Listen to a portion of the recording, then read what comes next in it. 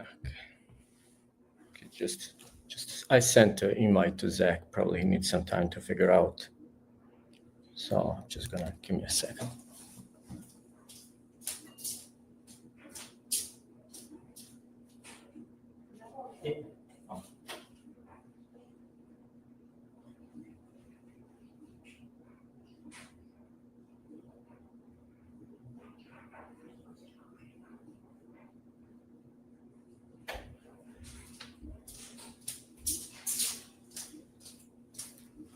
Okay. Okay. Can I send here? No, I can't. Okay.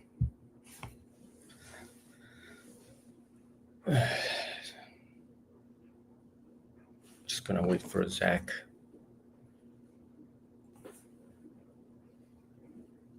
So he's Satanist, and not like Satanist. I wish he actually explained, because I know a little bit about. Well, I don't know that much about what's his name, Anthony LaVey. I just know, like, from what I heard, that on his deathbed now, again, that's not verified. He was saying what I have done. I know they do rituals. I know they have their Bible. I don't know, did Zach read it or not? I know that some things are based off some movies, inspiration, like from 60s or 70s. In the 70s, I cannot remember. Maybe he can tell us more about those things, because I'm not familiar. Like, there was a movie, Exorcist. There's no exorcism, like Exorcist of somebody, I cannot remember, that actually help Anthony to make his cult. It's a cult. And all they do is argue there is no existence of God. So we'll see. Let's see, did she see the message? Yeah, I sent 3 minutes ago. It's okay, we got time.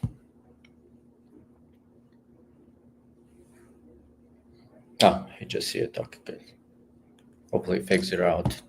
If he already has StreamYard, it should take him directly over here.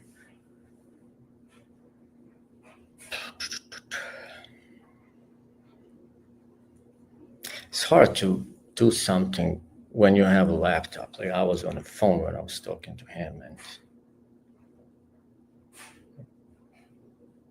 hard to show anything, because when you go on Instagram doesn't allow you to do like a screen inside of the screen. Like, if I want to present something so everybody can see it, I cannot do that. Oh, it's like here. Perfect. I'm just gonna bring him in. Can you hear me? Yeah, what's up? Okay, good. Hey, can you introduce me into your view of beliefs from Anthony? Oh, you mean from Anton LaVey? Yes. Okay. It's essentially it's a philosophy of individualism, self-reliance, self-indulgence, defiance against any kind of like thing that is typically considered an authority. It's and of course people have different takes on it. This is kind of mine. It is, in my opinion, kind of the opposite of Christianity, in that instead of teaching abstinence, it teaches indulgence. Instead of teaching, loving everyone and forgiving everyone, you love the people that are good to you, and you curse the people that aren't, and you forgive those that deserve it, and you hate the people that don't. Satan Did they is have a their own symbol. Bible? Did they have their own Yeah, I Bible? got it right. Yeah, right here. Oh, so good. They are okay, okay. Because I read it, Yeah, but I mean, did they have it? But I didn't know. yeah, yeah. It's actually it's a pretty fun read. It's very empowering. I would definitely recommend everybody read it. Is it still published? Like you can still buy it? Oh yeah, yeah. I got this in. I had a copy, um, like years ago, like 9 years ago, that I lost, and then I went to Barnes and Noble and bought another one. What the heck? Barnes and Noble. Okay. Yeah, Okay. yeah. They just sell them in bookstores. Okay. Okay. What did I want to ask too? So they do have a temple, right?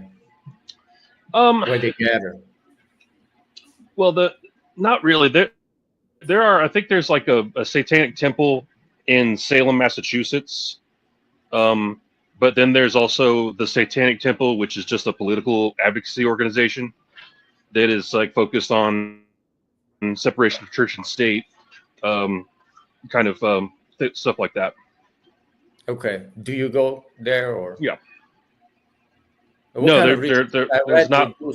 they do some kind of rituals, but I'm not familiar what exactly they do. Yeah, there's actually some rituals detailed in the book. I don't really do any of them. It's more of a personal philosophy, kind of that's my kind of take on. That's the Because thing. Satanism is about individualism. So, I mean, yeah. so when I read a little bit about it, it says like we have 10 commandments in Christianity, and they have different commandments. Like Let me see. love each other, they have different. Mm-hmm. Well, that's not actually. It's in another book. I can't remember which one. It's not in this one. We have the. I think it's like the Satanic Laws of Earth, but I can't really even. Let me see. Let me see if I want to pull it up on my laptop. Yeah. If you actually, are you on the phone? Yeah, my camera's on my phone. Yeah, if you actually had a laptop, you could have just represented it over here. Maybe next time. Like it's not bad to have actually. Yeah, no, the camera on my laptop is really crappy. I know, but what you do is actually you can represent the page. Oh, I'll just read it. Because you have to actually I know what you're saying. So your camera on the laptop is not that great. Okay. Yeah, I'd rather just do it on the phone. Fine.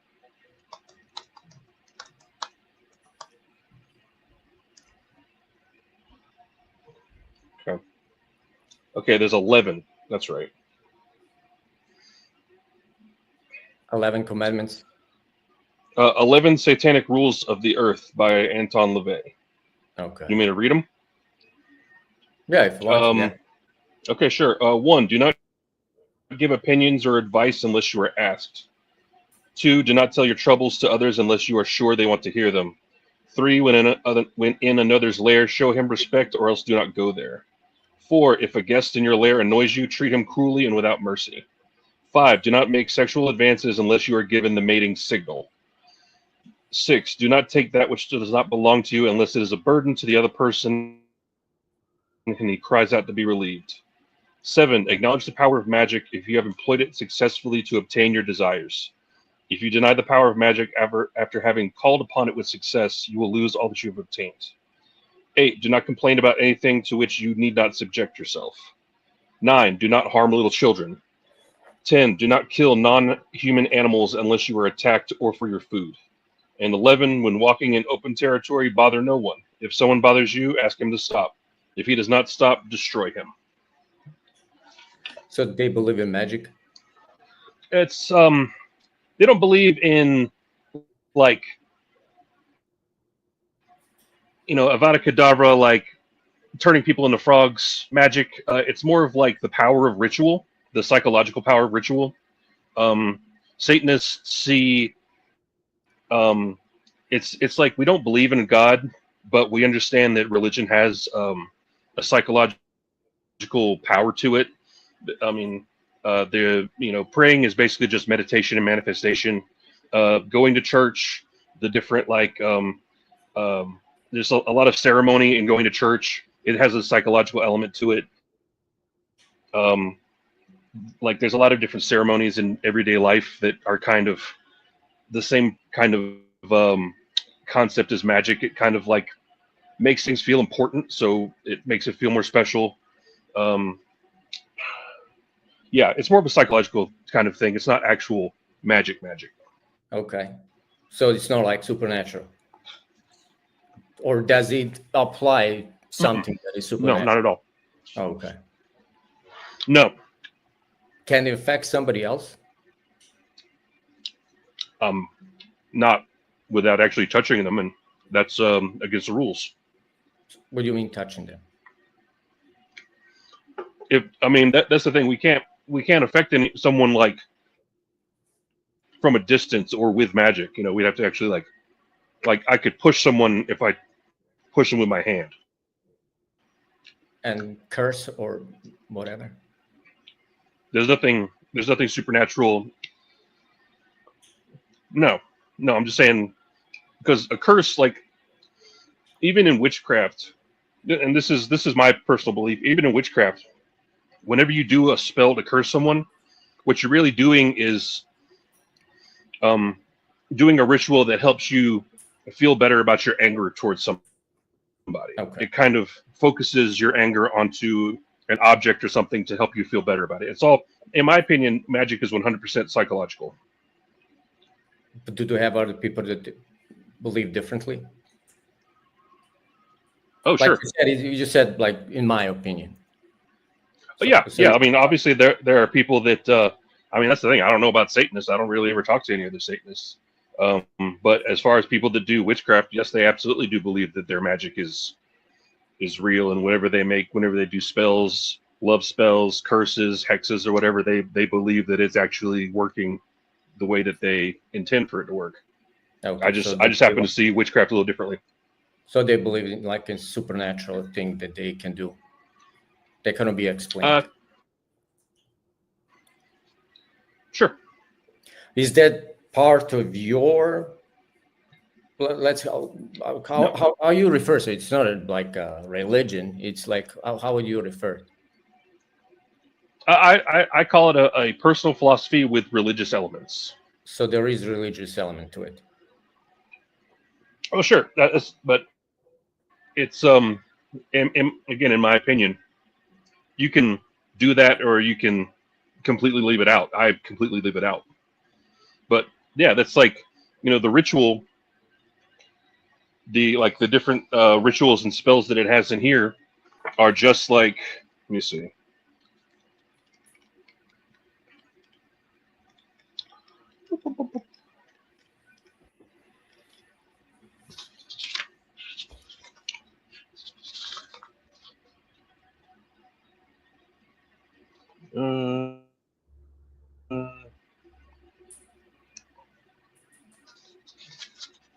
The spells here are just basically like things that you can recite and like motions that you can do. Here's like a conjuration of lust. It's like I don't know. It's like if you're gonna have sex, you could do this ritual. If you wanted to make it satanic and get it might make you horny, or it might make it I don't know. Might kind of like heighten everything. I've never done it. So your person didn't do it, okay? But do I've never done people in your, let's say, religion, do they do it? That's the thing. I wouldn't know. I don't, like I said, I don't ever. I guess I talk to some Satanists online, but we don't talk about that. I know that I've seen videos of black masses where they have like ceremony where they bring out like a cup and they ring a bell and everything. I've never been to one, but that's the only ritual that I know for sure Satanists get together and do sometimes. But I don't know. I'm kind of a lone wolf Satanist myself. Oh, okay. Yeah. So you have your own interpretation. Sure. Yeah, I see it as it's a philosophy of individualism.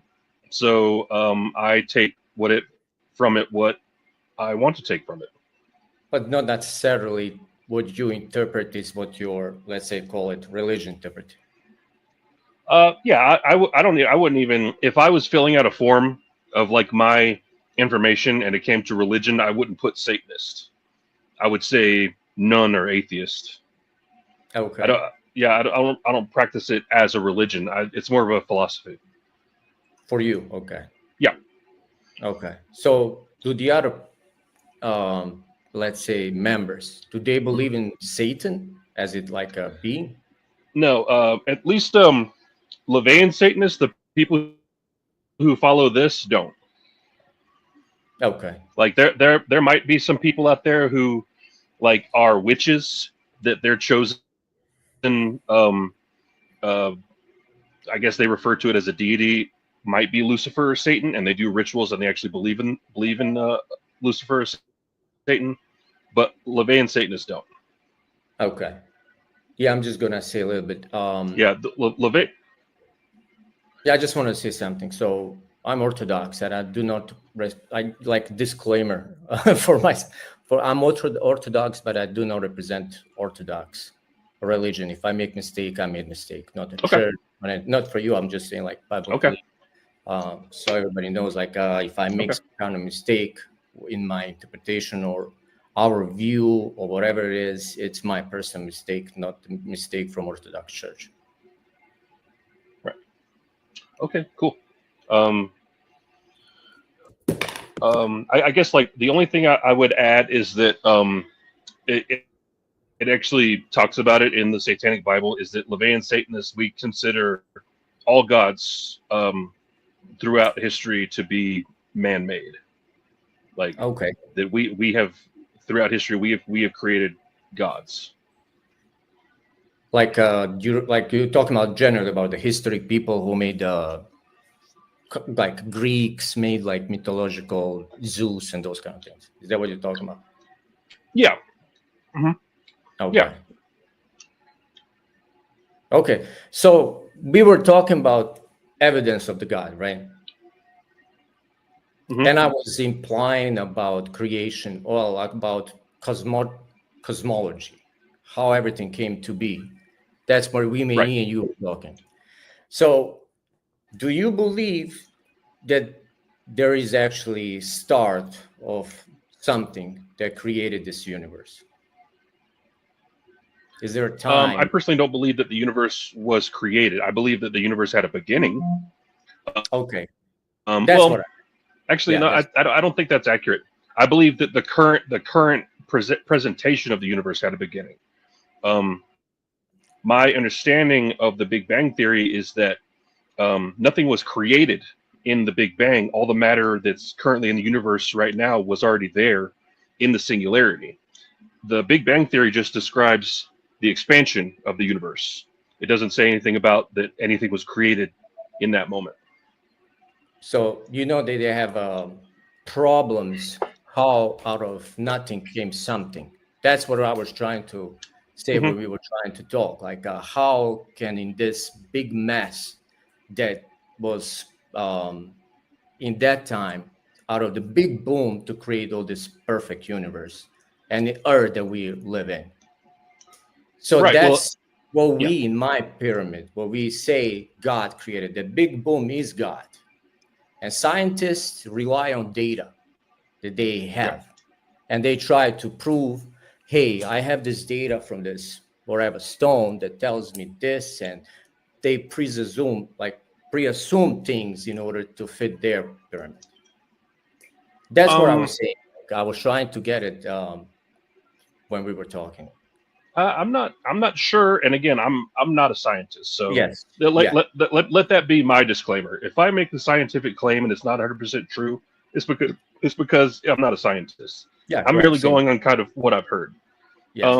I don't think that there's any presupposition in science. Like they don't start with a conclusion. Well, I guess there are. Maybe I don't know. See, maybe I should just stop. Anywho. Like the Big Bang Theory, at least the way that I understand it, makes no claim about where the matter in the singularity that began to expand where it came from. It doesn't say it was created in the Big Bang. It just said it began to expand. It's very possible that matter could have always existed. Yeah, you do, but how we And, actually... there's no way. We cannot investigate any further back in time than the Planck time, which is the moment that the singularity, which is all of the matter composed into one point, began to expand. We can't go back any further in time, so it's literally impossible to know anything about anything before then. So it's a presumption, like a really big presumption that something was created out of nothing billions of years ago. Anyone who says that, yes, would be making a presumption. Yes. Yes. Yeah. So what scientists do, they look data, they look at stone, and they have things that they measure. What's happening now that they presume that was happening in the beginning. Would you agree with that? When they look in something, they presume it was happening all the time, and that's how they make they put in the data, things that they need in order to fit their ideology. Because I think it's actually Earth, for in my opinion, in our Christian opinion, is created 10,000 years ago. Right. Yeah. Again, I don't know. I think I'm kind of uncomfortable speaking for scientists where that's concerned. Maybe I don't think that they presume that it's that age. I don't think they presume that. They collect data that's but they cannot observe it. I know, but they cannot observe it. They cannot go back in time to observe it, to make a claim. This is when it started, or make like this eons of years. This is when it happened. Yeah. They could just assume, like, and you have to believe what they actually say. So that's a big leap of faith in order to believe in something. No, because I mean, again, a scientific theory isn't a hypothesis. It isn't like a guess. A scientific theory is a collection of evidence. Yeah, I would really just personally, I would just suggest actually looking into why scientists say that the universe is this old. I'm not a scientist. I can't really tell you. I mean, as far as I'm concerned, like, you know, that's why whenever you ask me where did everything come from, I say I don't know, because I don't. I'm not a scientist. Did you ever heard of a term sufficiency of evidence? I mean, it's okay if you didn't. I suppose. I mean, I've heard people like I know about sufficient evidence. Yeah, if you didn't, I can read it. So it says, hold on. Actually, it's called underdetermination of sufficiency theory. So it's actually sufficiency theory. You kind of cut out a little bit. I'm gonna look it up myself. Oh, look, you can Google this. Yeah. Look, I'm sure. Let you see the screen. Now connected to Chromebook okay. Under determination. That's the part I didn't hear. Under determination of scientific theory. Under determination. Okay. Oh, scientific theory. Maybe I should have put it on the screen because I have that ability actually. Well, it's okay now. It's the Stanford Encyclopedia of Philosophy. Is that the website? Could be. What does it say? What it means? Let me see.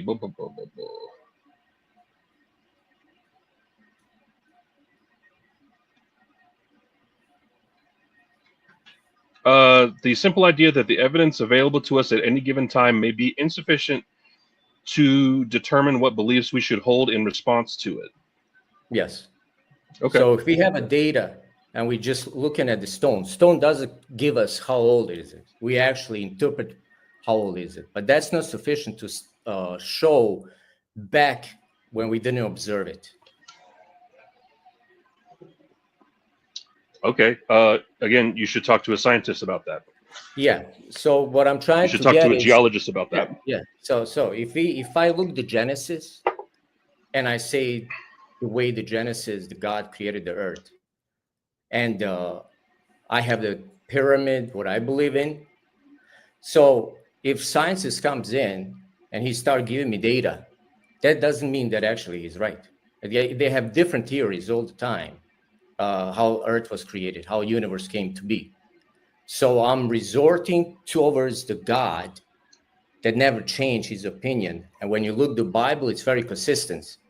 Instead of the scientists. No, it's not. What do you mean it's not? No, the Bible is incredibly inconsistent. No, I'm talking about Genesis. What? Oh, I mean, what do you mean? The Genesis is consistent. It's consistent that it's talking about like. Yes. I don't know. Explain what you mean. Yeah. So how the God created the earth, how he created everything in 7 days. Yes. Oh, it's consistent that it never strays from that claim. Yes, correct. Yes, and correct. Okay. And so what? So what? So if the Bible that was written a long time ago, before Jesus Christ, and we have revelations that were in Old Testament fulfilling the New Testament, that tells me this is supernatural book. So if I have Isaiah, it wouldn't tell you that the people who wrote it wouldn't tell you that the people who wrote the New Testament were able to look at the claims made in the Old Testament. Yeah, but Jesus fulfilled them. So if Isaiah talking about Yahweh coming on the earth, like what? Give me an example. Yeah, if you look at the Isaiah and prophecies, like Isaiah 49, you will see prophecies how God will come. Let's see here. What verse? Hold on. Give me a second. Let me Google it for a second. Maybe I should do on screen. Hold on. Let's do this. Do you still see me?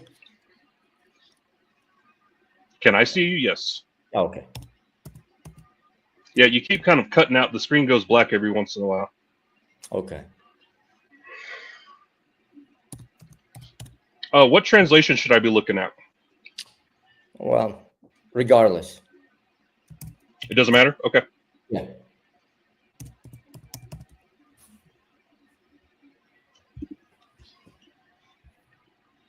So if you look, let's go Isaiah 9. Okay, let me pull up the Isaiah. I'm going to put it over here.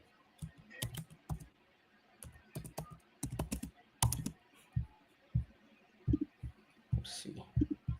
Okay, what's going on here?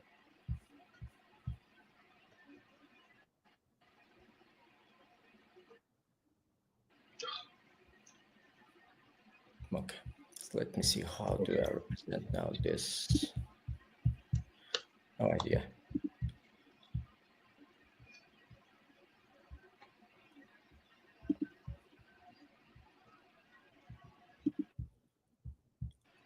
Oh, come on.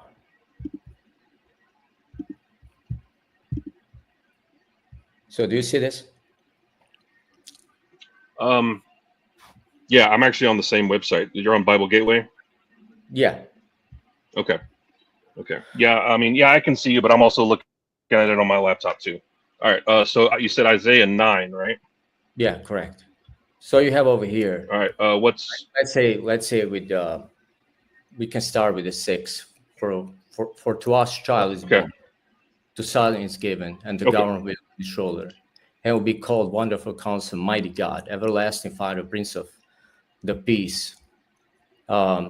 He will reign on David's throne. So this is all talking about Jesus Christ. When did Jesus reign on David's throne? So God is fulfilling in what's the name in beginning when you look the geology of the Jesus Christ, it's pointing out that he's David's son. Is that through? Well, okay. So let me just stick with this. Yeah. It says he will reign on David's throne. It doesn't say that he was from David's lineage. It says that he will reign on David's throne. Yeah, it does actually. How do you know? How do you know that's what that means? Yeah, hold on. Yeah, I will show you.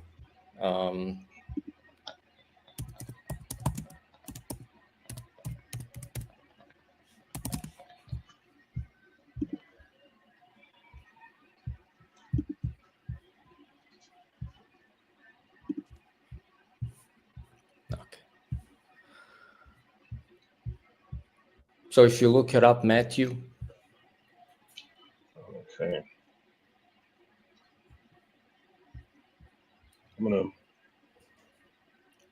Matthew what? Matthew 1, you have genealogy of Messiah, son of David, son of Abraham. But that's just how Okay. it should start. Okay. And you start No. Okay. No. But no. What I'm asking is, how do you know that the phrase "He will reign on the throne of David" means that he is of the lineage of David? How do you know that that's what that is saying? But I'm just trying to explain actually that on the Matthew, that Jesus, his son, was the name of David lineage. So when he runs on the throne, he runs next to the God after resurrection. He will sit on the right hand side of the God. Okay. That's is how he that runs where forever. that's where David's throne is in heaven? Well, it's next to. That's how God promises that David will run. His lineage will never end. Okay. His It rule will just never it seems like you're saying that the text is saying something that I'm not seeing. You don't see it? Hold No, on, it says here he will reign on David's throne over his kingdom, establishing and upholding it with justice and righteousness from that time on forever. Okay, so nowhere in that does it say that the throne is in heaven. It doesn't say that this means that the Messiah. It doesn't even say it's talking about a Messiah. It says it's talking about a king, or at least it seems like it's talking about a king. yes, Jesus was never king. Yeah, it is. Yes, Jesus was never king. Yeah, he's King of Kings actually. Where is he? Where is he the king of? So he's in the heavenly realm, which will come to rule and come down to the earth actually on the day of judgment. That's how he will be ruling actually and Okay, so this hasn't happened yet. Correct. This hasn't happened yet. Okay, Correct. so how can you say it's been fulfilled if it hasn't happened yet? Not so it will be fulfilled when it happens. You said you okay, but you said this has been fulfilled, and you said that points to a supernatural something. Correct. He was actually Jesus Christ that will come back to rule the earth and judge. Okay, it cannot be. It can't be that it was fulfilled in something that's going to happen. That's not how fulfilled means. That works. Yes, that's how it goes. No, that doesn't make. That's not how that works. There's a term. No, Bible you can't say something was fulfilled if it's going to happen in the future. Fulfilled through his lineage and kingdom will come and rule the earth forever. Okay, no. Stop and let me just say this again. Yeah, go ahead. You said that the prophecy from this passage had been fulfilled, which means it has happened already. Yeah. But then you're saying that the way that it is fulfilled is something that hasn't happened yet. Yeah, so when it comes to ruling so that's a contradiction. No, it's not contradiction. It's absolutely a contradiction. If you read the Bible, you will understand that Jesus will be the We're king. reading the Bible. Oh, yeah, correct. And when I'm interpreting you as lineage, I can show you the verse that Jesus is King of Kings. Do I have to show you that one? No, I mean, I believe that it says that, but you're saying that that's going to happen in the future. So it's when you say in the Bible that Jesus is King of Kings, is that fulfillment? Okay, so because it says that he's King of Kings in this book, that means the prophecy is fulfilled, and that means it's supernatural. Yeah, and the king will be forever when he comes actually and rule the earth also. See, you're doing it again. You're saying that something that hasn't happened yet is a fulfillment of the prophecy. You can't say that. That's not how it works. No. It can be said. There's a term called fulfilled, but not yet. So there's things that are fulfilled. No, that's not a term. You're making that up. No, I'm not making it up. Because fulfilled means it has happened. No, a fulfilled prophecy has already happened. Hasn't happened yet is unfulfilled. He's the lineage of the David, and he became King of Kings. Which one of his parents? Which one of his parents is in the lineage of David? Yeah, we can look it up in Matthew. Please. Yeah. So, and if you look at the system, Jacob, father of Joseph, the husband of Mary, and Mary was the mother of Jesus, who is called Messiah. So, Joseph isn't. No, it's not through Mary, because it says that it's through Joseph, who isn't Jesus's father. No, he's adopted father. He's not the father. Yeah, and that's not how lineage works. Yeah, it does. Yes. No, it doesn't. Yes, it does. Like, okay, no, lineage means blood relation. Mary is the lineage of David, and Jesus is Joseph is not the father of the Jesus Christ. Obviously, we know who exactly. So he can't be part of the lineage of David. actually the prophecy. Joseph is No, he's not part of the lineage of David. Mary. He's not part of the lineage of David. If What he's do you not mean? blood, I just show you the Mary, mother no. of Jesus, is through lineage of the David. Of David, she's from the lineage of David. Correct. Yeah. Okay, it says here, blah blah blah. Jacob was the father of Joseph, the husband of Mary. Yeah. Are you saying that Joseph and Mary were from the same family? What do you mean by the same family? Hold on, let me zoom in back. Okay, you're saying that, first of all, it doesn't say that Mary was part of this lineage. It says Joseph was. Joseph was not related to Jesus at all. Correct. He's his adopted father. Yeah, so Jesus is not, based on the Bible, not part of the lineage of David. Okay, let me show you that one. Okay, hold on. Let me just give me a second to show you.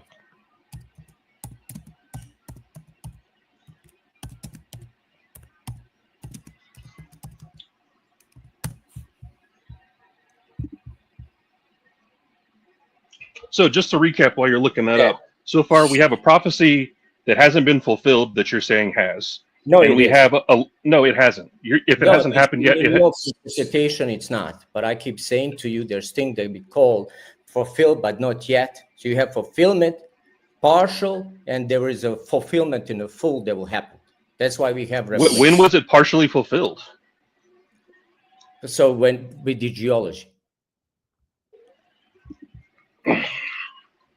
I mean, I don't know, man. I'm sorry to get off track. Let's see what you're looking up as far as the lineage of David. Just give me a second. I'm looking at the wrong screen.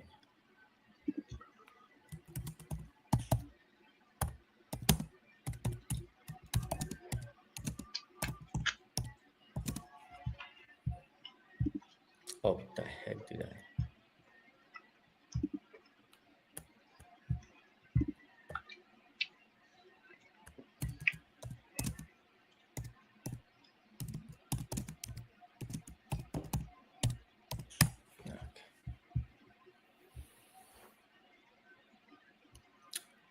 Yeah. How do I show you this? Okay.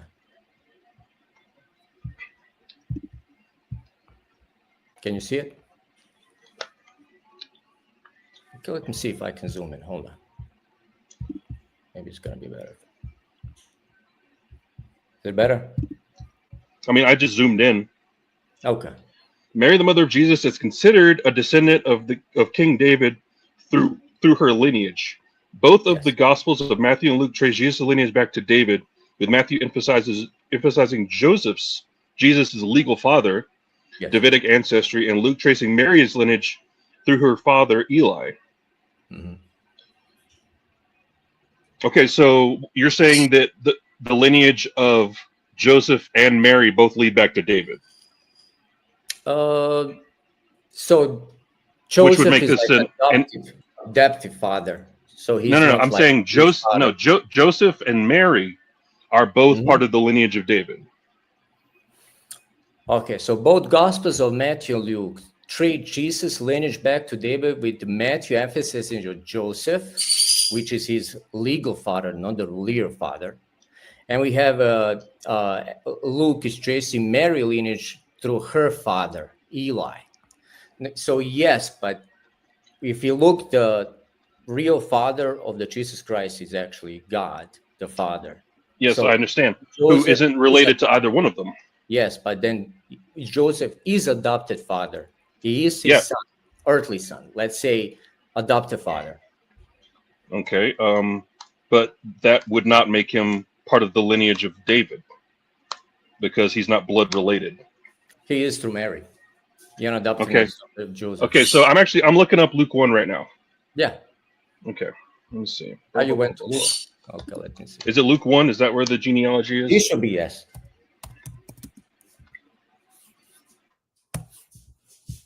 Oh, is it? Okay, blah, blah, blah.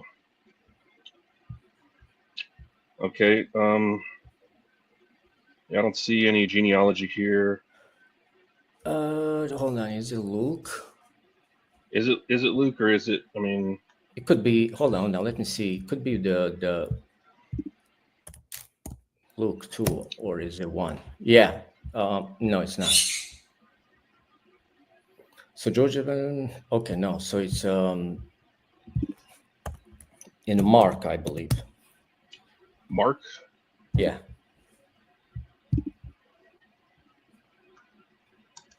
Nope. I might make a mistake.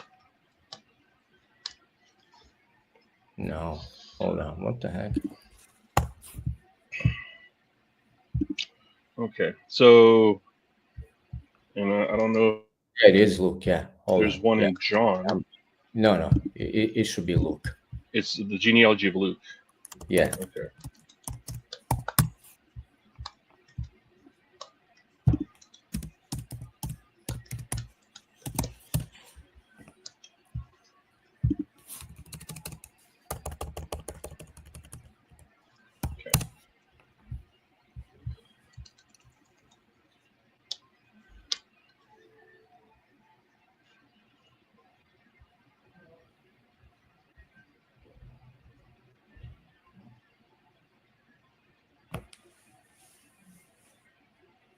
So if you look at the birth of Jesus foretold, 1:26.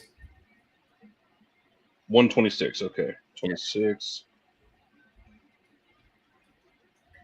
Yeah. A virgin pledged to be married to a man named Joseph, a descendant of David. Yes. Where does it say that Mary is a descendant of David?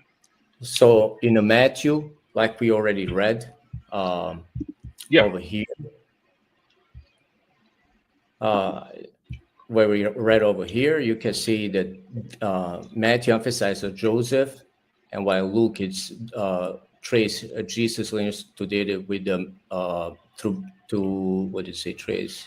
This is David with Matthew emphasizes Joseph, and Luke is through his father Joseph. Yeah. Sure. Yes, exactly. So the lineage in both places goes through Joseph, who is not Jesus' father. Yeah, he is his adopted father. Yeah, but not a blood father, and that's how lineage works. Yeah, but adoptiveness actually in the Old Testament, if you adopt somebody, you're becoming a part of what's the name? Society, let's say. How do I interpret it?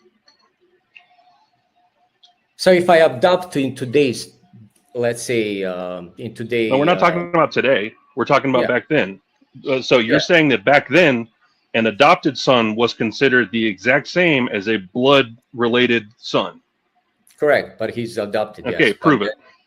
But what do you mean? What should I prove it? Like, I don't understand. What do you mean prove it?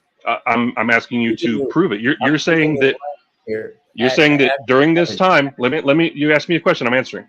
You said that during this time, an adopted son, and I'm saying in other lineages, an adopted son was considered the exact same as a actually blood-related son. That's what I'm saying. Prove it, because Yeah. otherwise it's just a claim. Because Yeah. right now these prophecies aren't looking too good. On your end. I mean, to anyone rational.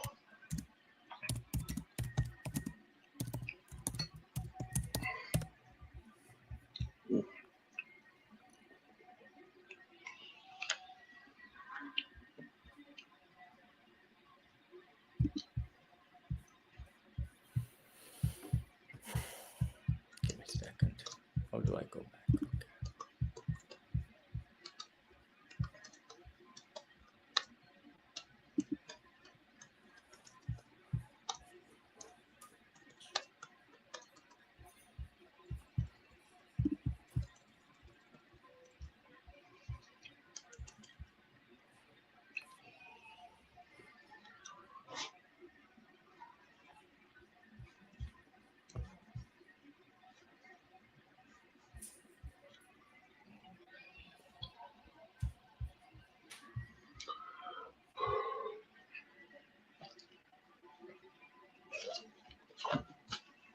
I'm just looking through the article just to find it.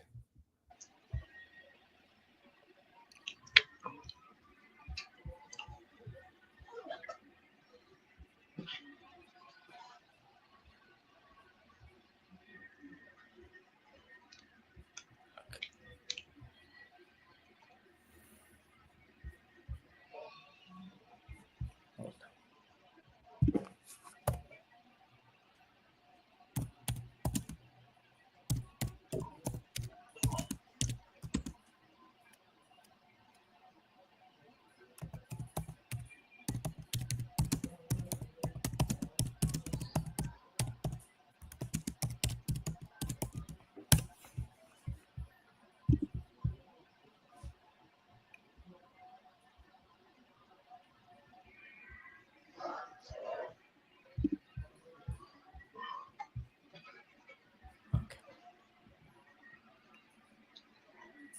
Okay, let me see how to represent this. Do you see this or no? You don't. Hold on. Not yet.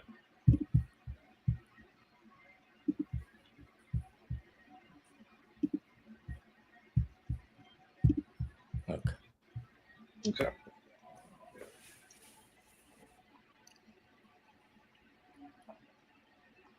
You see, it said adaptation according to Jewish practice, an adoption son has some legal rights. As a biological heir, meaning Jesus, as Joseph's son, inherited legal rights to David's throne. Okay. So Joseph is okay. All right. So there's a link next to that, right? You see that little chain link thing? What happens when you click that? Yeah. Just give me a second. Yeah. Here. Do you see it? No, you don't. Hold on. No, yeah, I thought it was gonna. Okay, here we go.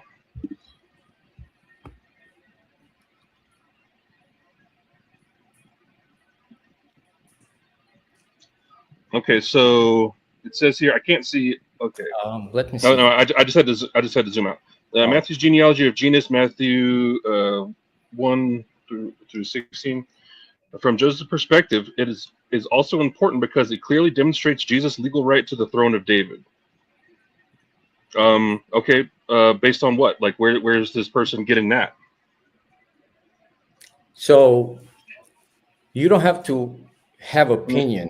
Like we I'm not how they call it, or sola scriptura. Okay, we have things that we interpret to actually how you say it, tradition. So this is obviously tradition. Okay, I'm so like Orthodox is not sola scriptura. I'm looking up something right here. Actually, I'm just to explain you.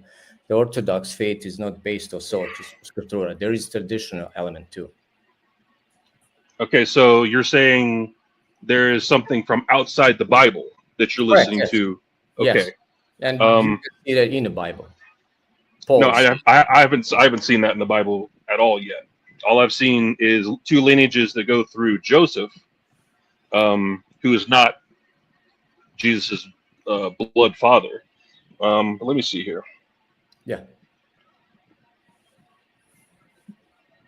Okay, so are you familiar with Answers in Genesis? Answers in Genesis. It's a guy named Ken Ham. He has like the, I think it's in Kentucky. He's got like the Noah's Ark theme park where you can go through and see all the animals and dinosaurs in the ark. Oh, I've heard of it, but I'm not. I never seen it, but I heard of it. There's somewhere. Okay. Okay, but he's a Christian and he's a creationist as well. Here's an article on his website from May 20. Maybe I can pull it up. Answersingenesis.org.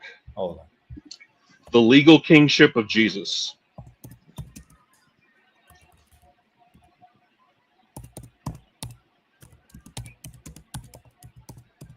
Answers Genesis. What else? What did you say? Answers .org. Okay. O-R-G.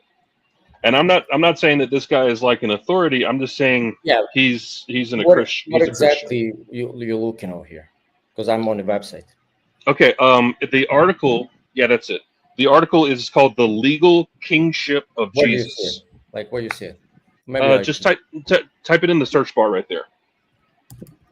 The legal kingship of Jesus.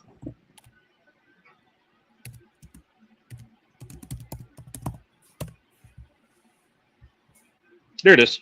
What exactly you want to click? It's that top one. Click the blue words there at the top. The legal kingship of Jesus. Okay. Okay, so you see it now. It says a kingship must be descendant from bloodline, not adoption. An adopted son can inherit possessions, but not a throne. Okay, so that's his opinion. I don't have to hold to it. Okay, but there's nothing in the Bible that is influencing your opinion about what you believe about the Bible. Yeah, so we have tradition. So I don't have to take his personal opinion. Okay, so that sounds like an excuse to believe what you want, even though the Bible doesn't say that. Same for you. You said that you have your own personal beliefs about your faith, and some people practice magic, they believe supernatural, but you don't. Yes. Okay. So what you said was that there were prophecies, there were things in Isaiah that were Yeah. fulfilled in the New Testament. Yeah. And so far, what you've shown me is something that wasn't fulfilled in the New Testament or fulfilled yet. It'll happen in the future, which I know you disagree with this for whatever reason, probably because it conflicts with what you believe. But No. something that hasn't happened yet isn't fulfilled. Okay. Let me look up the definition of fulfilled. Let me just see Yeah. this.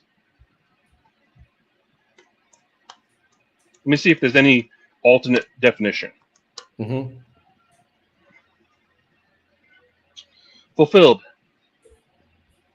Let's see. Show more. Okay, fulfill, which is the present tense of fulfilled. Yeah. Bring to completion or reality, achieve or realized. Carry out a task, duty, or role as required, pledged, or expected.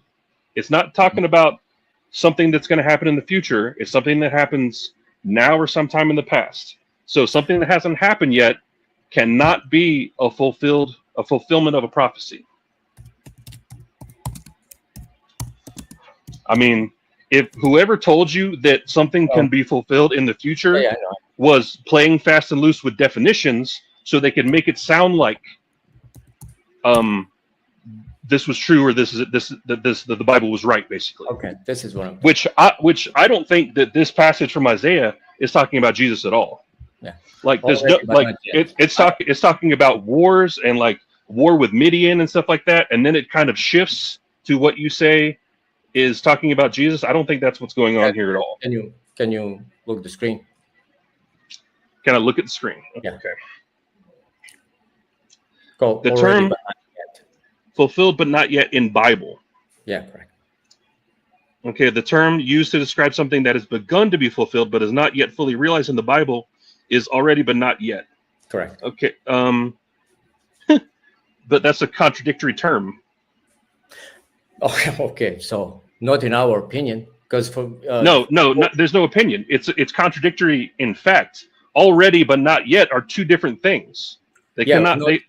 Like I was trying to explain, like whole fullness of kingship and coming to rule the earth will be at the end fulfilled by Jesus Christ coming to the earth. So it hasn't been fulfilled yet. So you can't, Correct. even if that is the prophecy about Jesus, you can't say it's been fulfilled. Yeah, already but not yet. That's not. I mean, that's why show me where people use that outside of Christianity. But this is term that when you look into in theology, this is the term that's been used. Yeah, and it sounds like it sounds like an excuse. It doesn't sound like it's like an actual term.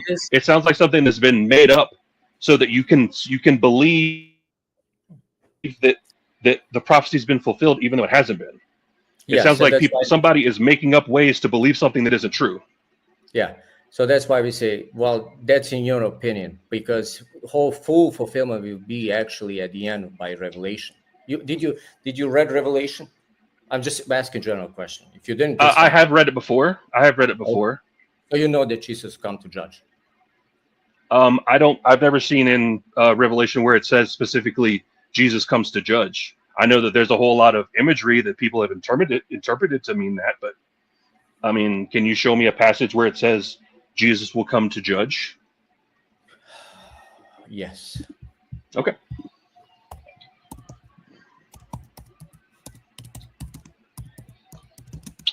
Hey, come up here.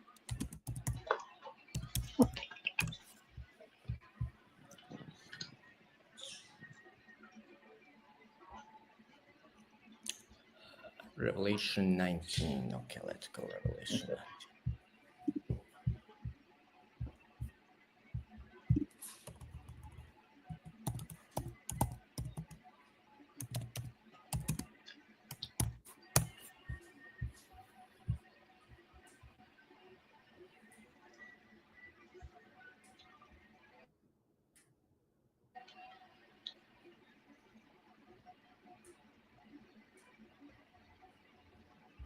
No, King of Kings, Lord of the World.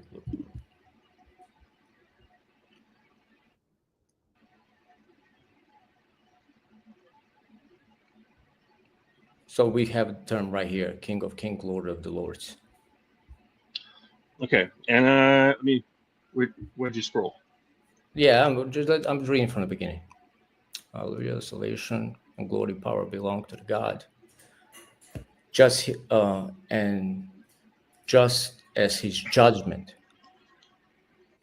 So from the beginning, when you start reading, but where does it say? It says his judgment. Where does it say Jesus, or where does it even say the Son of God? So it says over here is coming to judge. Yeah, salvation and glory and power. God is not. Where does it say Jesus? Where does it say the name Jesus will come to judge? So you don't believe that Jesus is God? Is that what you're trying to say? I don't believe in God at all. I don't believe in God or Jesus. Well, yeah, I got you. So I understand that you believe that Jesus and God are the same, but that doesn't mean that that's what that's saying here. You said that. I asked you, and I'm very careful with my words. Yeah. Where does it say Jesus will come to judge? Because this could mean God the Father, not God the Son. So which are one? But they're separate also, right? Yes, but in essence... Okay, so does that mean that Jesus no longer exists? No, that's not what it says. I'm not saying that Jesus... No, but that's what I'm saying. Jesus is a separate manifestation of God, but he's also one with God the Father. With the same essence as the Father. So that's why they're one. Okay, how do you prove that when it says God here, it means Jesus? Because Jesus will always say, I'll be coming, I'll come back, there will be a judgment. Do this, be righteous, you'll be saved. Where? Because he's the one who... Like whenever I asked you to show me where it says that, you pulled up this and it doesn't say that here. Okay, but I did show you actually that he's our God, and I can show you Jesus is God in the scripture. Okay. Yeah. Actually, show me where Jesus says that he's God. I would love to see that. Well, that's a Muslim argument. I know. I mean, I know that Paul afterwards, the self-proclaimed apostle, said that Jesus is God, but when did Jesus say it? Well, okay, and now you're going to Paul. No. Yeah, so what? I don't care about other things. You don't care about... Okay, what does it matter if a regular human says Jesus is God? When does Jesus say that he's God? Do you see this? In Hebrews, this isn't Jesus speaking. Yeah. So he's referring what actually Old Testament is saying. Like he's referring, "O throne, O God, will last ever and ever." And I apologize, I actually skipped. So when you start reading from the 8th, but about the Son, he says. So that's Father talking about the Son. Your throne, O God, will last forever and ever. And this is where he's King of Kings. And a scepter justice will be how you pronounce scepter of your kingdom. Scepter, yeah. Okay, so hold up. So let's figure out who's speaking here. Verse 8, where it says, "But about the Son," he says, that's Paul, correct? No, that's and then verse father. 9. That's a father. What? That's a father talking about. Okay. All right. I will be his father. Or again, I will be his father. He will be his son. And again, when God brings his firstborn into the world, he says, "Let all God's angels worship him." And speaking of the angels, he says, blah blah blah. About the Son, he says, okay. But about the Son, he says, "Your throne, O God, will last forever and ever." So wait. So God is referring to his own Son as God? Yeah, because they won. Jesus said, "Me and Father are one." Okay, but they're also talking to each other? Yes, because they have same essence, but they're three distinct persons. Okay, so if they're three distinct persons, one okay, but if that is truly how it works in the Bible, don't you see how it's confusing to say, like, oh yeah, this word right here says God, but it actually means Jesus. Like, that's confusing. I mean, can't God communicate better than that? No, I think that's very clear if you read the Bible. I disagree. Well, I know you can. That's fine. But I'm just saying, like, if you start reading Bible from beginning, you can actually see from the Genesis to the end that they interfere, that they actually won. I can show you, like, where you can see we believe an angel of the Lord that is actually pre-incarnated Jesus Christ, and I can show you Okay. when God is talking from the All right. bush. So actually, let's, because I'm realizing we're getting into the weeds here. None of this that's written here actually proves that any of it is true, right? What do you mean? Just because let's say, okay, fine, that verse that you showed me in Revelation is referring to Jesus and he's coming to judge. Okay. But that also hasn't happened yet. Correct. Yeah. Okay, so it's not fulfilled. It's not a fulfilled prophecy. No. Okay, so it's not a fulfilled prophecy. Yeah, correct. That's why we say, like I told you in the beginning, but not yet. Yeah, no. Already but not yet is a nonsense Already, term. yes. Already but not yet is nonsense. That's actually a term that even like theologians are using to describe things that happened but not fulfilled to the end. And the end is revelation. Yeah, okay. So, again, it's theologians that are trying to make sense of this book and trying to work out how it could be true. So no, that's even the church fathers. You can look like if you start looking. Okay, I don't care. I mean, it to me sounds very much like a made-up term so that they could pretend things are true when they can't actually show them to be true. But that's in your opinion. But if your Bible is one book that has beginning and the end.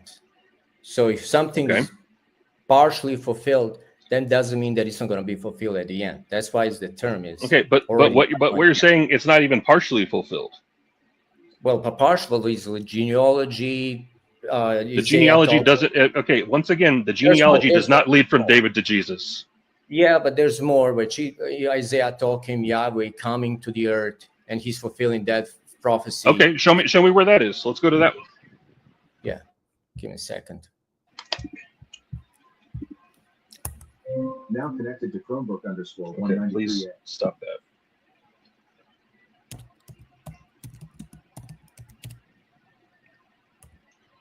Bluetooth off.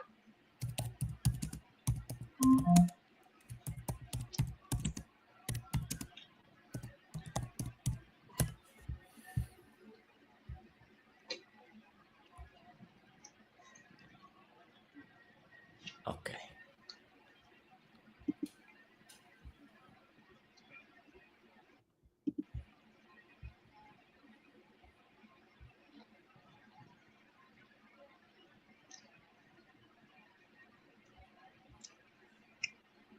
Okay, where is this streaming? Is it because it's not streaming on YouTube, right? Yeah, it is on YouTube. Yes. I'm looking at your YouTube channel right here. It's not. It doesn't show anything streaming. It doesn't show that you're live currently. You should be. Hold on, let me look it up. Apologies. And it doesn't really matter. I just like you wanted people to see this and. No. Yeah, it should be. Well, actually, I think at the end, no, it should be live. Hold on. Let me cover my channel. Okay. I mean, if nothing else, I could always post a video afterwards. Yeah. No, I will leave you access to it. I will send you a link, whatever you need. Thank you. Okay. Okay. All right. Well, then, yeah, don't worry about that. Okay. Where are we going? Yeah. Just give me a second.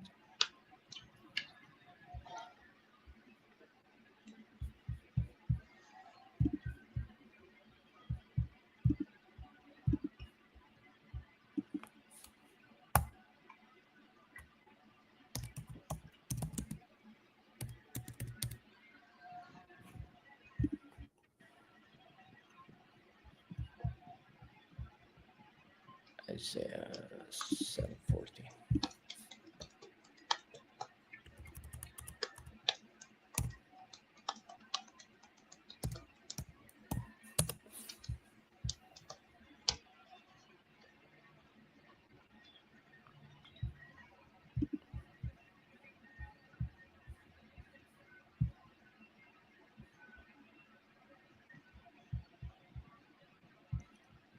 Wait, can you see this or is it sharing? No, not yet. Okay, how do I? What the heck? Okay.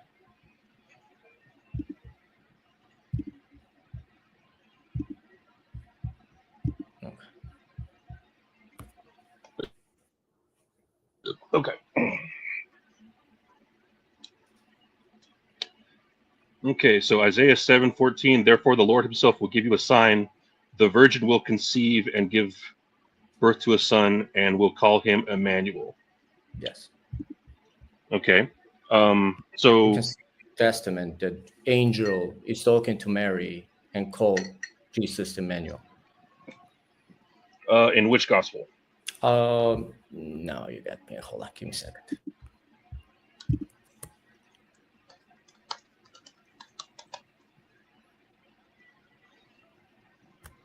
Okay, it says here.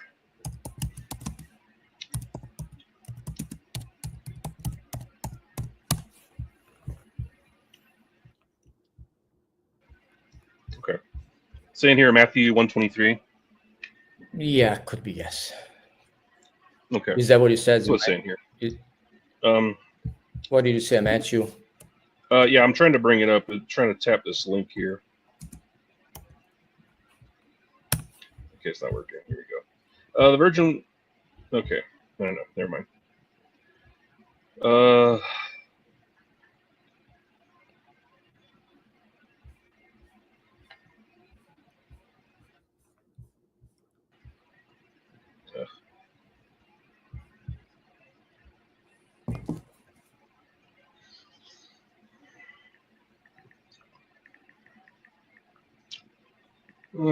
All this took place to fulfill what the Lord had said through the prophet: the virgin will conceive and give birth to a son, and they will call him Emmanuel. Yes. Okay. Is he ever actually, other than this verse that just says, "Hey, this is the prophecy"? Is he ever referred to Emmanuel again? I guess that. Okay, yeah, and honestly, I guess that doesn't really matter. Okay, so what you have here is an older text in Isaiah where it says that a virgin will conceive a son Yes. and call him Emmanuel. And then you have a later text where somebody says, this happened and this was done to fulfill the prophecy. Yes. Okay. How do you know that actually happened? Because I believe what is written before related to the Jesus. Because he's the one who I didn't ask what you believe. I said, how do you know? How do you know that happened? So if Jesus said that even Moses was happy to see him, that pretty tells me that he was in the Old Testament also. He was glad. That's not what I asked. I asked. No. But yeah. Okay. So you asking me what I'm saying, is the scripture correct? Is that what you're saying? I'm saying, how do you know that a virgin gave birth to a son and was called Emmanuel? By the book, by Old Testament, by the New Testament fulfilling it? No, okay. I know that the New Testament says that. Yeah. How do you know it happened? So you're asking me how I personally know. I wasn't there. So I have to rely on the Bible that tells me actually what happened. Well, no, the Bible is making a claim here. Yes. Okay, so the Bible is claiming that a virgin gave birth to a son. Let's throw the name out. I don't care about the name. Yeah, that's fine. Let's say the Bible is claiming that a virgin gave birth to a son. What evidence do you have to support that claim made by the Bible? Scripture itself is divine. No, Scripture. No, well, that's another claim. First of all, you're using the claim to prove the claim true. Yes, correct. Because that's a circular argument. No, but it's not a circular argument. If I have it's the textbook circular argument. Fulfilling all the prophecies that have been told in the Old Testament through him, and everything's fulfilled through him, that tells me according to the book. Yeah. Whenever it shows up in a book, that's a claim being made. Yeah. And I'm asking you, what evidence do you have that those claims are true? Eyewitnesses. Eyewitnesses of the birth of Jesus? Yeah, because obviously somebody has to record all those things. So you have apostles that were next to him. Then they're close to Jesus Christ. They listen to him. and they Okay, wrote down. who that was present at Jesus' birth wrote down their firsthand account? So obviously, you have Matthew that was with the Jesus all the time, and John who was with the He was Jesus. there when Jesus was born. So, well, how I know you were born and what, you know what I mean? Like, you asking me, do I No, know? stop. No, Let's say I you grew up said in Bible. you said Yeah. that there was an eyewitness to this event, correct? I witnessed to the happenings what happened to Jesus Christ, yes, and that they're Okay, close. so there's an eyewitness to the birth of Jesus, Yes, which in order to know that Mary is a virgin, we would also have to have an eyewitness to, I guess, Mary throughout her entire life to make sure she never slept with a man. Do you have anything like that? Because otherwise, she could just be saying, "Yeah, I'm a virgin." Wait, what? Can you repeat Yeah. again, please? I'm saying, okay, let's just. Yeah, I'm overcomplicating things. yeah. Who was the eyewitness to the birth of Jesus that wrote it down? So Who you was have there on the day apostles. Jesus was born? Well, Which now apostle was present for Jesus' birth? So the apostle that was not born has to be present in order for something to be true. But then when you take a history, we have let's say writings of some philosopher, how we know he wrote those things? But we rely on the truth that it was actually given to us, and we can see things. Then we rely on the evidence. So for me, we're talking about a supernatural claim here. We're talking about a virgin, a woman who has. I mean, actually, in this case, I'm pretty sure she was a child. Yeah. But a child who has never had sex with a man giving birth to a baby. Yeah. Right. Yeah. So that's a little bit different than like who wrote this philosophical paper. Like I don't really care about who wrote a philosophical paper. Like the authorship doesn't really hold much weight. I don't really care. This is a supernatural claim that led to the beginning of a religion. Like, is it a claim? So if Matthew writes it down that he actually know the insights, what happened, that he had access. How did he know? To talk. How did he know? He was close to Jesus Christ. He was close to Mary. Okay. Same thing for John. They were right there. So, yeah, but if he didn't see it happen, how do we know that they weren't just saying that? But how he's gonna see if it happened if he was actually introduced later in the Bible? Exactly. Yeah, but that's a good argument. So why should I take your position? Why should I take your position and presume this is a lie? Why wouldn't you? There's no actual evidence that a virgin gave birth to a child. But obviously it's written. It is true. So what? No. It being written doesn't mean it's true. There's a lot of books a lot of fictional books. Those books are not true just because they're written. So in your opinion, Bible is what? Fiction? No. I'm not saying it is fiction. I'm saying, how do you know it's not? How do you know it's true? All you're saying is that, well, it's written down in the Bible, so it's true. You just you seem to believe that lives next to you, and you know him for a long time, and he did something actually miracle. No, I'm not asking for analogies. I'm not asking for analogies. Stop. That is perfect analogy, actually. So I have a friend next to me. No, I don't want an analogy. I don't want an analogy. The reason that I actually have a theory that Christians are so big, huge fans of analogies because they don't have any actual evidence to show people. Like that's why you keep going to analogies. Show me actual evidence that a virgin gave birth to a child. Don't tell me an analogy. Show me evidence that it happened.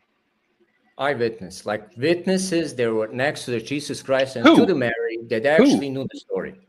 Mark, Matthew, John. No, but you've also said that they weren't there, so they could not be eyewitnesses. At best, they are. It is hearsay.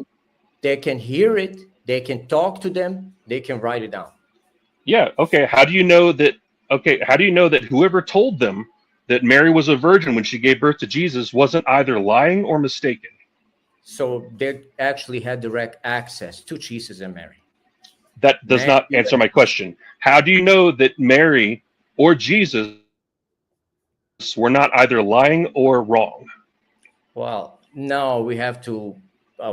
You see, now you're pushing like boundaries, like how I know it's no lying. Well, if you get up from the dead after 3 days, that's pretty much sums up everything.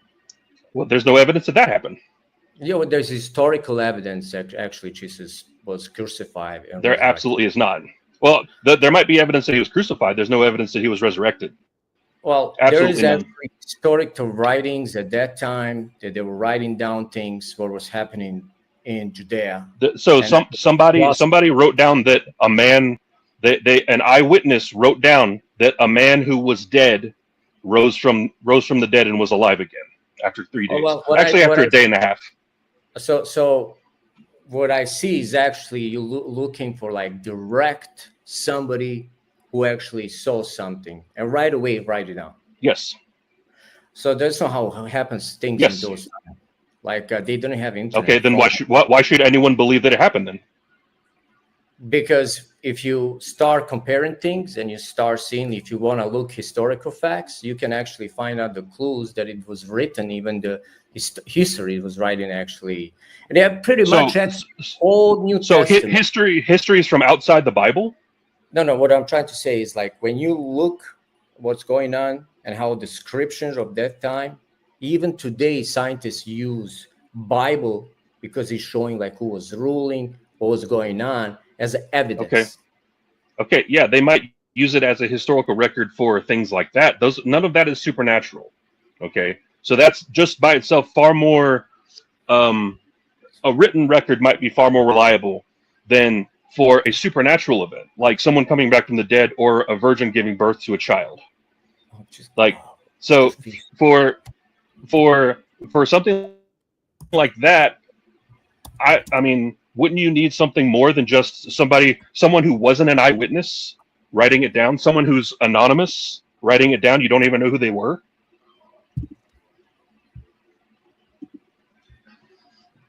Do you see this? Gotta zoom in again. Yeah. The Jewish historian Flavius Josephus, yes, I'm aware of this, does mention Jesus in his writing, specifically in Antiquity of the Jews. Okay. Yeah. So he's a historian. Okay, he's a historian. Yes. You should be looking outside of religious beliefs, and you should just write down what happened. Okay. Antiquities, blah, blah, is more well-known and controversial reference. It described Jesus as a wise man, a teacher, a performer of miracles, and mentions his crucifixion by Pontius Pilate. Yeah. Does it say that he was resurrected from the dead? So there is actually. Does it say that he was a confirmed born of a virgin? Yeah, because this isn't answering any of my questions. Yeah, but now you're looking at like I want a whole detail, everything for you to believe. Yeah, I'm asking for evidence. Yeah, so I think that's pretty much good evidence if I have a historian writing about the Jesus Christ. Okay, I don't know. I have no problem with Jesus living. I have no problem with at least someone that the character of Jesus in the Bible is based on. I'm asking you, how do you know that he was born of a virgin, and how do you know that he rose from the dead? So, hold on, give me a second. And again, extraordinary claims require extraordinary evidence. Yes, like someone simply, especially someone who's not an eyewitness, writing down that something supernatural happened is, I think, I would say, not sufficient evidence for any reasonable or rational person.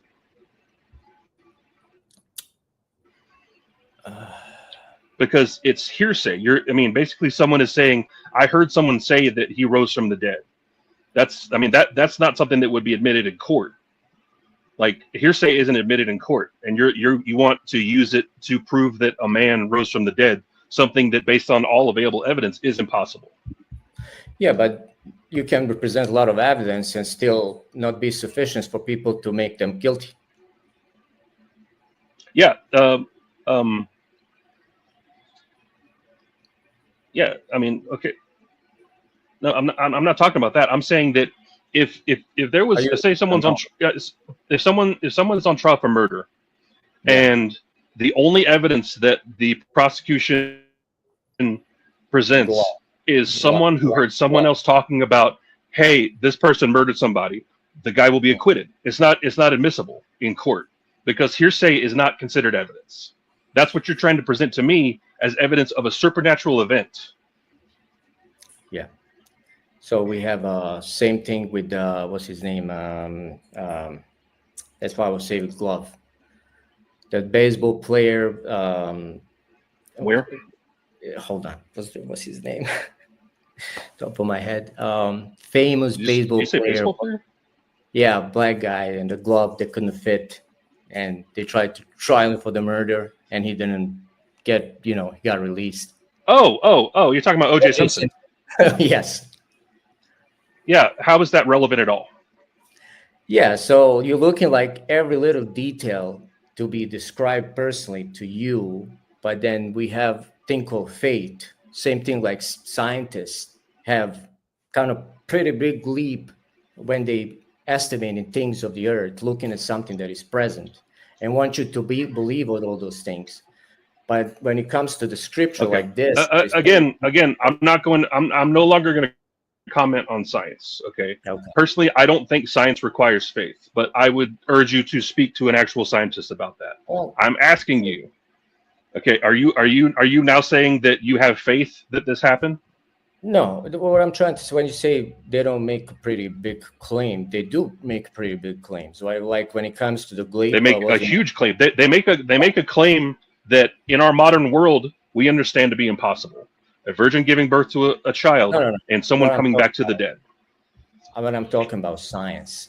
So I don't know if you can read. Okay, this. all right. No, we're not talking about science. Yeah, but they say like geysers will take thousands and thousands of years, like 100, 200,000 of years to be created.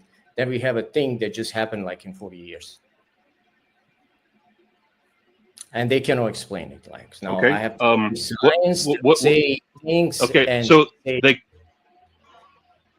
Same thing with the... No, okay, so you just said it. They can't explain it. Yeah, correct. But they make huge claims about how something... No, they're not making a claim if they can't explain it. That's not... They're saying we don't know yet. Yeah, so same thing like when you look... No, it's not the same thing. In a canyon in Montana that actually got erupted, water, and created everything. Like when scientists came in and he would say like, oh my God, this will take millions of years to do this, but he did it overnight. Okay, what does this have to do with the virgin birth and the resurrection of Jesus? So the claim that I'm holding to is the Bible, and that is what is written is significant enough for me to believe. And then then your belief is unreasonable. Yeah, but then I can say same thing for you, like of creation, of everything else, and how everything came to be, that is not a God. And because you count on science, and now science can be changing all the time. Today science say man can be a woman. Okay.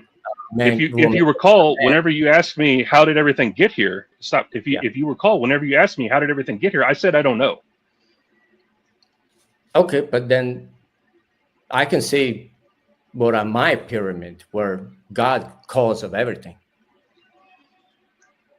And you have to say something. What you have, or you can use science.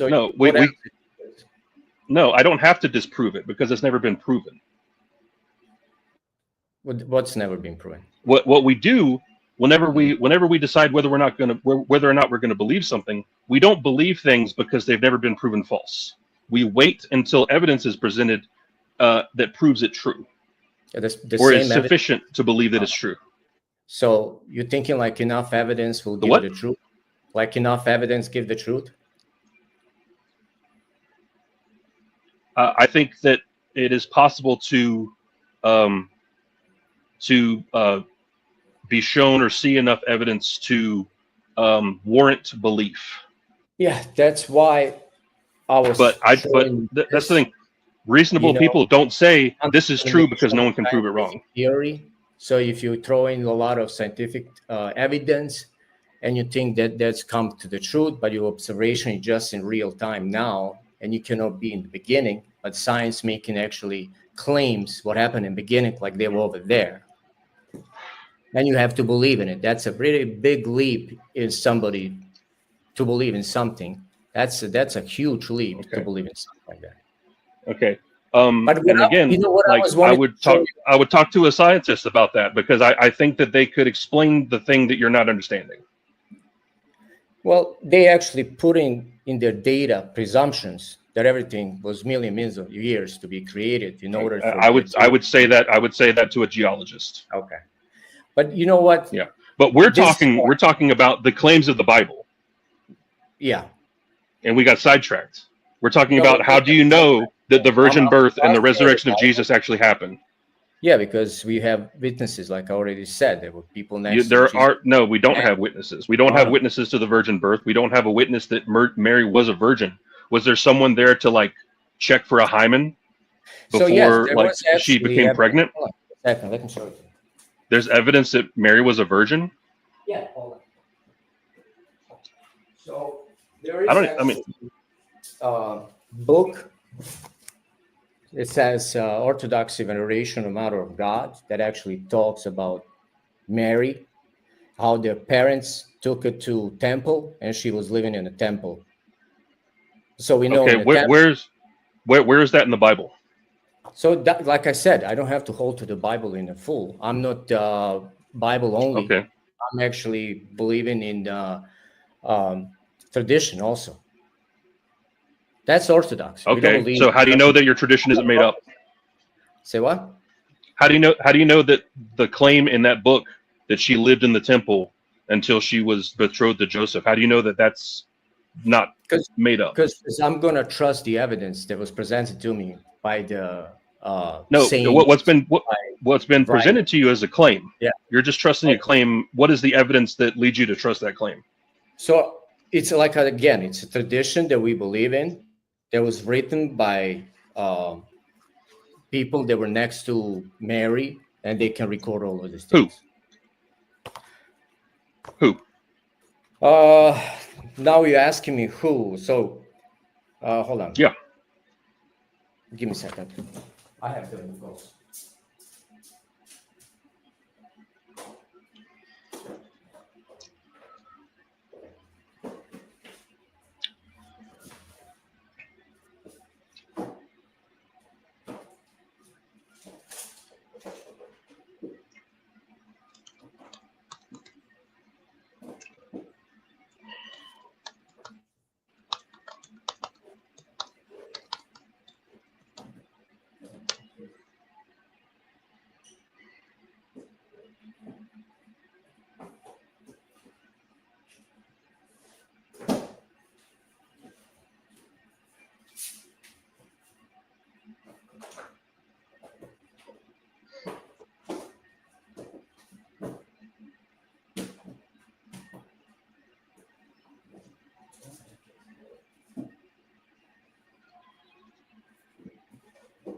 I got too many books, I apologize.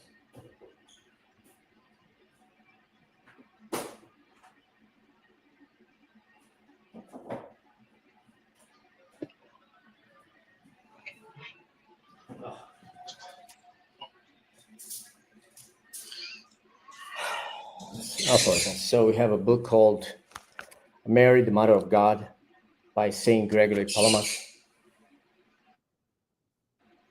Then we can read what was written at that time, that tells the story of Mary and her parents, how his father was praying. They didn't have kids, and God promised him a daughter.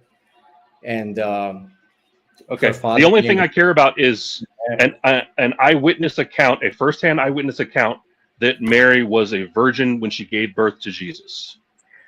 Yeah, but that's, again, like if I say I drove a bike and then you ask me for evidence and I was by myself and I do have a bike. Yeah. How do I prove to you that I drove the bike? That's an incredibly mundane claim. I would have no reason to doubt that because people ride bikes all the time. You know what doesn't happen all the time? Virgins giving birth to children. So there's a different level of evidence. So if a woman gets pregnant and she's virgin, doesn't give a birth to as a virgin? When does that happen? All the time. Where and when? If you're referring to things that God is the one who overshadowed Mary, and Jesus came to No, be. I mean, I just want to know where and when confirmed virgins, are giving birth to babies. Because you just said it happens all the time. Wait, so if you take a girl right now, any girl, and she's virgin, No. that's You what said that's what you're asking me. Yeah, Where no. did I'm asking you when and where that happens. Like who is another? It happens all the time. Name one. Name somebody other than Mary who was a virgin and gave birth. Wait, what, if you talk, wait, you got to be more specific, because you're asking me where is happening. What are you talking about? Where any virgin can give a birth. It happens all the time. I know. You're saying that a virgin can give birth. Someone, yes. A woman can give birth to a child who has not had sexual intercourse. You're saying that happens all the time. No. So that's what I was referring to. Okay. You keep asking me, like, where do you see a virgin get, given a birth? Yeah, of course, you see everywhere. You're the one that said it happens all the time. That's what I'm asking. Oh, I know, but that's what you see it everywhere. Yeah, correct. You see everywhere. I asked you. You're the. You understand what I'm saying? Okay, so no, I don't, because. Okay. You said that virgins give birth to children all the time. Yes, correct. Yes. Okay. Name one woman who gave birth while she was a virgin.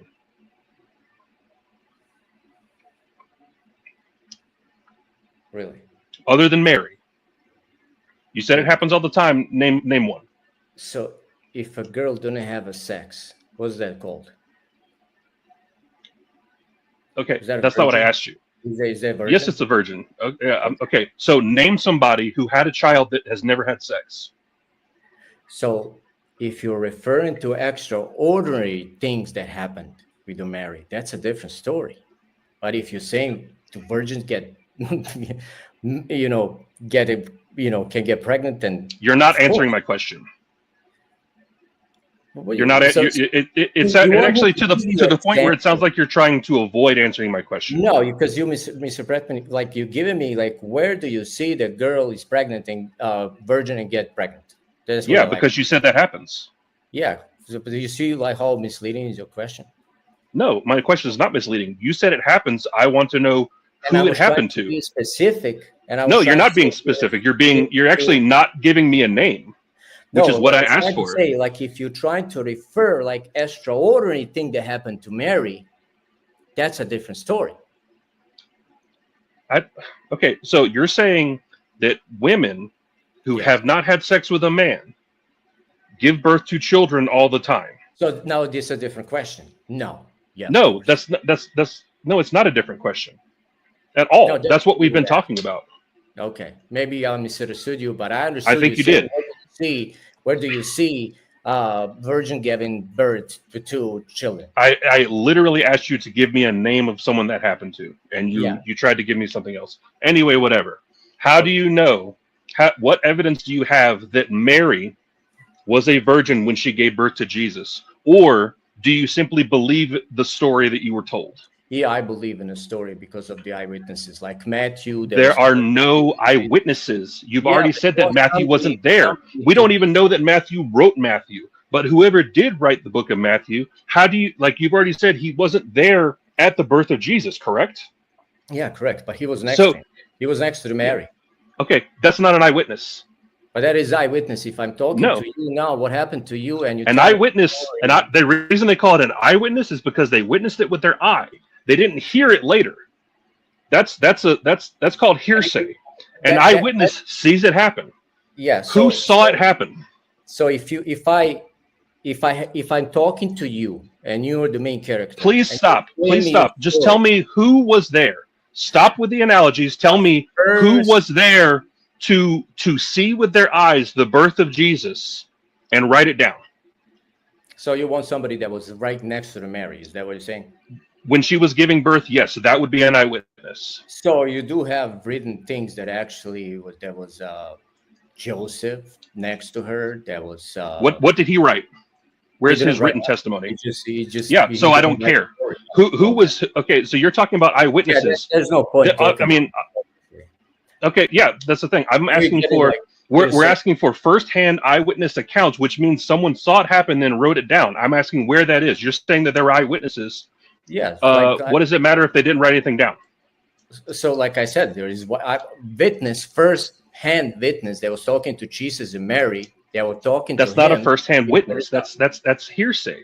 Hearing someone talk about something is not a first-hand witness. Okay. It's Well, not a say first-hand account. So if I Yeah, if you that's tell not what I'm me asking for. Writing down is that will be false, then you were lying. That's a different story. I'm saying there's no reason to believe that it happened. Okay, for you, that's fine. Okay, what is your reason to believe? Because I believe everything that happened got fulfilled, and all creation is because of the God, and I believe what. So you don't have evidence for any of these claims. So you don't have evidence against it. Also, like you can claim. I don't need evidence against it. That's not how the burden of proof works. You're making claims that stop. I'm going to explain something to you. Please stop.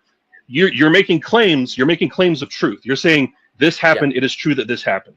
That means that in order for me to believe it, you would have to provide evidence that it did. It's not my job to say, okay, I need to provide evidence that it didn't. That's not how the burden of proof works. You can't say, well, you can't prove me wrong, so therefore I'm right. That's not how it works. It doesn't work like that for anything. Set of beliefs that doesn't fit my belief, and I don't think we're not talking about beliefs. I'm talking about evidence.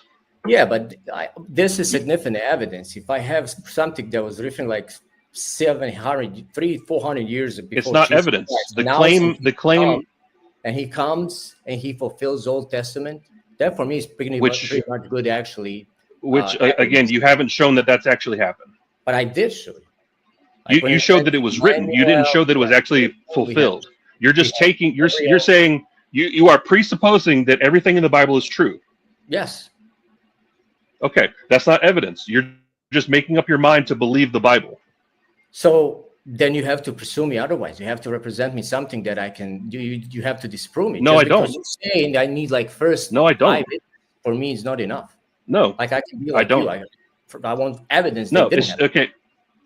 No, but again, the reason that you want evidence that it didn't happen is because your belief is not reasonable. It's not a rational belief. Yeah, you want proof. Right. I'm right. Yes, in my opinion, okay. Pretty rational, pretty actually extraordinary things that were written before Jesus Christ got fulfilled, and you don't know that they got fulfilled. Somebody wrote that they got fulfilled. You don't know that they actually did. Yeah, I'm gonna go trust with Matthew and the Bible. Exactly. Yes. You simply believe for no reason that the Bible is true. The same thing you said that you guys believe in magic, which is supernatural. Now you personally don't believe in that, but the other members. Yeah, so I don't see how that's relevant. Why don't you make that argument to someone who does believe in magic? Because it's irrelevant in this conversation. You do believe in magic. Prove yes, you do. What do you mean magic? What is the difference between magic and the power that you believe God has? What do you mean power? So when I refer to. Okay, so let's say you believe that Jesus performed miracles, right? You believe that Jesus. You believe that Jesus fed 5,000 people with 5 loaves of bread and 2 fish, right? Yes. Okay. What is different from that and magic? How is that different from magic? The difference is that actually God has properties, which is omniscience, which means that he can actually knowledge of everything. He's omnipotent. He can power to do everything, and he's omnibenevolence. That means it's perfect and good. So those are the properties that That doesn't answer my question. What's the difference? What is the difference between? That's why he's able to do all those things. Fine, whatever. Yeah. Okay, whatever. I've lost interest. No, this is what I want to actually. Maybe we were talking about my surgery, about near-death experience. Maybe I don't know. Maybe I can show you this. Now this is obviously a doctor. Experiences back in the late 1970s. We assumed that there would be some. All right, pause it. Yeah. No. What I asked for was peer-reviewed studies. What I found over the decades was that. So what did you say? What I asked for was peer-reviewed studies. I don't care about a YouTube video.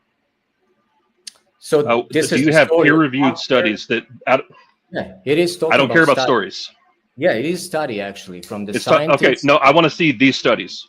No, don't show me a story about a study. Show me the study. Okay. So if I give you a study, would you read it? Yeah. Because he's talking about the studies. Actually, I want you to just he's talking about it. okay. That's why Like yeah, show me. Like you could even. Okay, I don't want to hear someone talk about it. I want to see the study. Yeah, hold on. That's what I'm trying. It's not like Okay. I'm tricking you something or whatever. I remember. No. I don't clear want to as watch the day video. What it's like. That's not the one.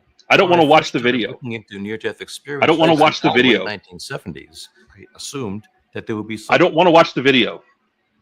So it's Okay, easier for me I'm not- to actually show you. No. Like, look up the study and show me, because the study's published somewhere, right? If there's a scientific study, it's published somewhere in a journal that you can look up. Show me where Yeah. the study is. Yeah, that's fine. I don't want to watch. What is this? A 7-minute video? Come on, man.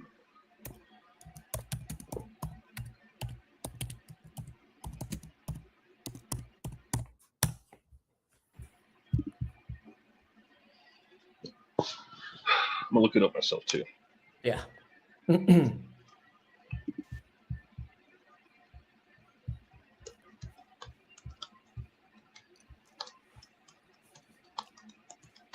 So here you got plenty of read that you can actually read.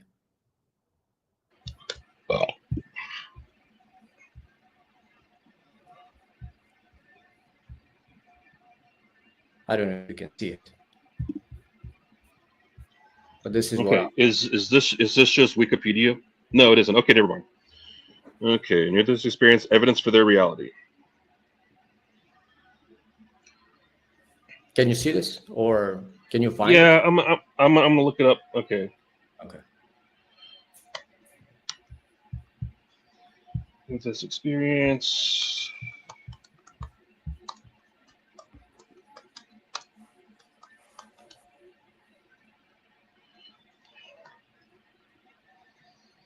Okay, because it's tough to read it on your screen. I'm just looking. Yeah, that's okay. Come on. The NIH National Center for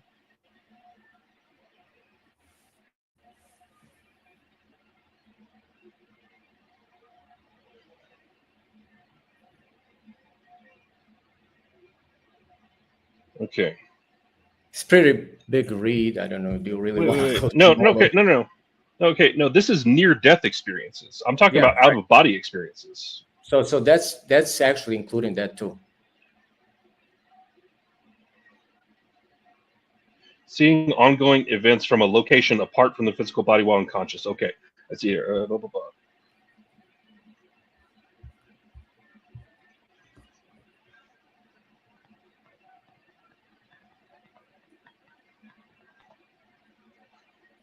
Okay, so it says here, blah, blah, blah. The two large retrospective studies investigated the accuracy of out-of-body observations during near-death experiences. The first was by Dr. Janice Holden. Dr. Holden reviewed NDEs with OBEs, out-of-body experiences, in all previously published scholarly articles and books, and found 89 case reports. Of the case reports reviewed, 92 were considered to be completely accurate with no inaccuracy whatsoever. It doesn't say what that is based on, though. Yeah, you can read the book, like he did I write have to read a whole book. I know, but if you ask for it, I mean, it's burden on you to read it if you want to find out. Like, you don't have to trust me. I mean, there was a study, obviously.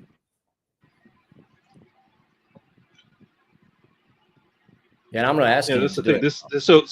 Yeah, that's the thing. I asked you for a peer-reviewed study of out-of-body experiences, and you brought me to looks like an article that someone claims that other people have done experiments and they were accurate. Yes. All right. Which I don't care. A study. I mean, they did a study. I'm so incredibly bored with this now. Well, that's okay, man. Look, Zach, we can talk later. If you have a time or if you want to read all of this, we can always come back. I appreciate you coming here.